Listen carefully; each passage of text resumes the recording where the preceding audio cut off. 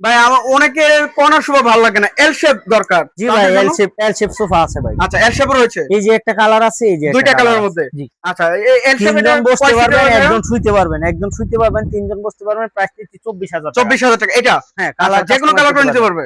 এরপরে সেগুন কাঠের কর্নার সোফা নিতে চাচ্ছেন, এই যেটা অল্প জায়গায় বসাবেন, এটা নিতে পারেন। প্রাইস নিচ্ছি 24,000 টাকা। 24,000।